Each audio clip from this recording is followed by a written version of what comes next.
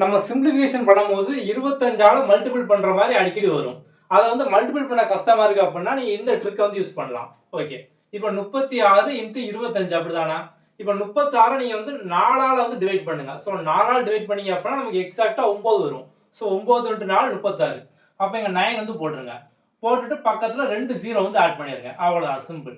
So இதான் 36 into 25 அப்படிங்கிறது. Okay. இப்ப இந்த 41 இன்டு 25 இதுல பார்த்தோம் அப்படின்னா இந்த 41 4ஆல் டிவைட் பண்ணுங்க. சோ இப்ப 41 4ஆல எக்ஸாக்ட்டா டிவைட் பண்ண முடியாது அப்படிதானே? ஏன்னா இப்போ 10 இன்டு 4 10 இன்டு 4 அப்படின்னா நமக்கு வந்து 40 வரும். ஓகே. ஆனா நமக்கு 41 இருக்கு. இப்ப என்ன பண்ணலாம் அப்படின்னா இந்த 10 இருக்கா? இந்த 10 அப்படியே வந்து போட்டுருங்க.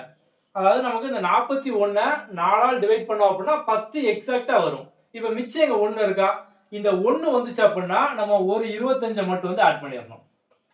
அவ்வளவுதான். இப்ப இங்க பாருங்க 62 இன்டு 25. இப்ப 62 நம்ம 4ஆல் டிவைட் பண்ணோம் அப்படின்னா வந்து 15 டைம் எக்ஸாக்ட்டா கேன்சல் ஆகும். அதாவது 15 இன்டு 4 நமக்கு 60 வரும். அப்ப நம்ம வந்து 15 வந்து போட்டுடலாம். இப்ப இங்க மிச்சம் 2 இருக்கு. சோ அப்ப 2 வந்தா 2 இன்டு 25. அப்போ 50. சப்போஸ் 3 வந்தா 3 இன்டு 25. 75. 4 வராது. ஏன்னா 4 வந்தா ரவுண்டா வந்து கேன்சல் ஆயிருமே. அப்ப நீங்க சிம்பிளா இப்படி வந்து பண்ணிரலாம்.